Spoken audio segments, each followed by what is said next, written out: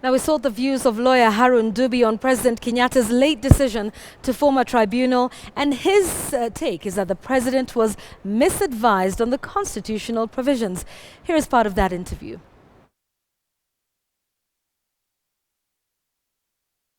Up to yesterday, especially after we saw the letter from the Chief of Staff of the President and Head of Public Service purporting to suggest that the President was not willing to establish or to appoint the tribunal because of the reasons he gave, we were very disappointed that actually the President was subverting the Constitution, was violating it, breaching it willingly. But I am happy that he has finally, on the last day of the deadline, appointed the tribunal to investigate Judge Tunoe according to the recommendation from the Judicial Service Commission. The one thing, though, I would like to, I observed was the question as to who really advises the President according to the law. The President is supposed to take advice of the Attorney General, who is under the Constitution mandated to advise him. And it's not any person who works in the office of the Attorney General, but it ought to be the Attorney General himself, especially on matters regarding the serious and the grave matters such as the appointment of a tribunal. The Attorney General sits in the Judicial Service Commission, and we saw him as Kenyans. He was physically present when they announced that they had recommended a tribunal. It is unthinkable, but not impossible, that the Attorney General would make that recommendation as a member of the JSC and advise the President opposite. If it is unthinkable, it must be that the President ignored or did not seek the advice of the Attorney General regarding this. But even more importantly, the President is a well-read person, I assume. I take it that he reads and ought to have read the Constitution, which was very clear, which did not give him the discretion to decide whether or not to appoint a tribunal once that recommendation has been made. Anyway, for now, the way forward is that that tribunal has 10 days, not quite 10 days, is expected to undertake its functions expeditiously as soon as it is sworn in. And I guess the Chief Justice ought to be able to swear them in this week. And after they make their recommendation, if it is adverse to their judge, the judge can then, will have 10 days to appeal to the Supreme Court.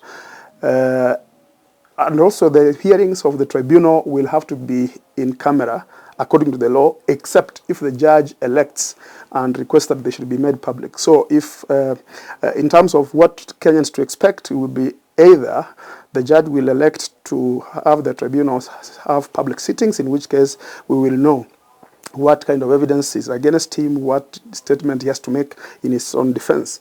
But if he chooses to abide by the law the way it is written, that tribunal will have to be held in camera, and we wait until it is done with its investigations. The time frame that is clear in the Constitution is upon receipt of the recommendation from the the Judicial Service Commission.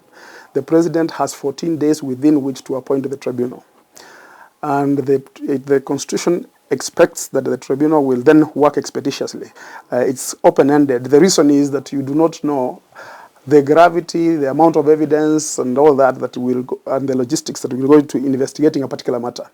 But again, after it has rendered its decision, and the decision is against the judge, then the judge has only 10 days within which to appeal to the Supreme Court, and the Supreme Court's verdict will be final.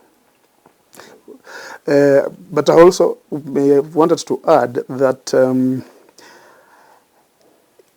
the President needs to remember that this is the second, if no, actually the third time he's being seen to be publicly fighting or disagreeing with the Judicial Service Commission. The first time he declined to appoint some judges who had been recommended by the Judicial Service Commission.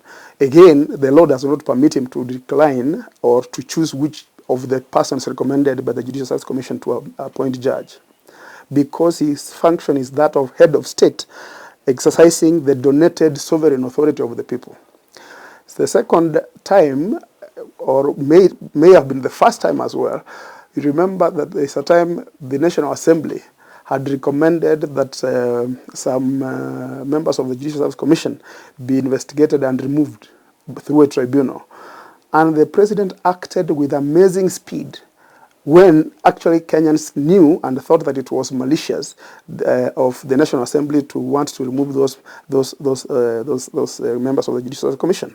And this is the third time. It is important to remind the president that each time he appears to the public to be undermining the constitutional authority of the Constitution and the law, and seems to support politicians who also either undermine the authority of the law or are complacent when the president undermines the authority of the law, he exposes himself to the possibility of people wanting to see him impeached. And it is bad politics not to obey the law. We pass a new constitution hoping that we shall be guided by values of the new constitution and not by the will and whim of whoever is president at any given time. Kenyan President Uhuru Kenyatta met Israeli Prime Minister Benjamin Netanyahu on Tuesday during a three-day visit to the region. Netanyahu said Israel is prepared to cooperate with African countries in its struggle against militant Islamic terrorism.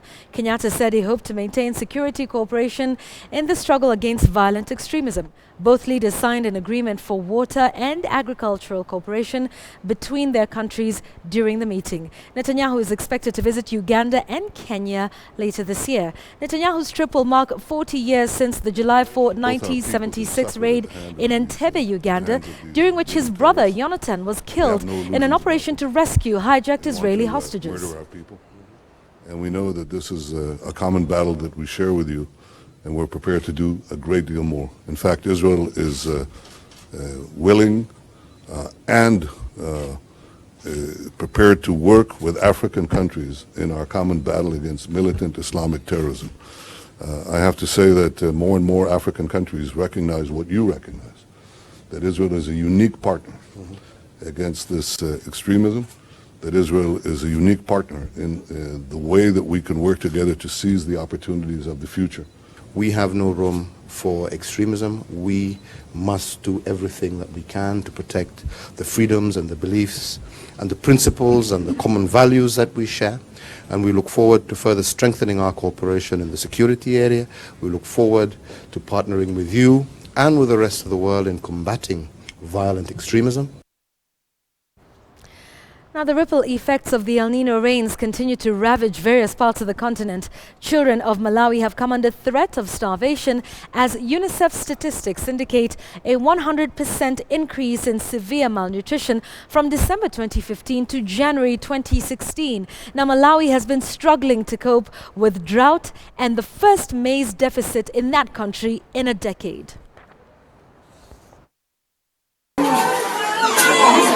Latest statistics by the United Nations Children Agency show a 100% increase in severe malnutrition rates in Malawian children from December 2015 to January 2016. The country is struggling with the effects of the El Nino rains that include food shortages and a long drought coupled with a stagnant economy.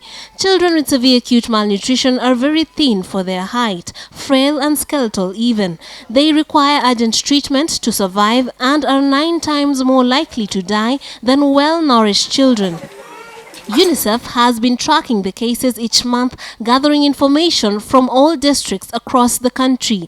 In January 2016, 4,324 cases of severe malnutrition were recorded across the country, which is more than double the cases in December 2015. The whole vicious cycle of malnutrition hit the children, and children become severe acute malnourished in the process, which is 9 times more vulnerable to death, and also it is the life-threatening part of malnutrition. So it's cause of concern for Malawi. Malawi is facing its worst food crisis in 9 years, with 2.8 million people, more than 16% of the population at risk of hunger. 2 years of erratic rain and drought have combined with one of the most powerful El Nino events in the years to wreak havoc on the lives of the most vulnerable children. The challenging economic environment in Malawi has put basics out of the reach of many families. Additionally, the very high price of maize and countrywide shortages have exposed millions. Families, the majority of whom are subsistence farmers, have had to implement coping mechanisms such as reducing the frequency of meals and selling off assets. Trix Ingado, KTN News, Nairobi.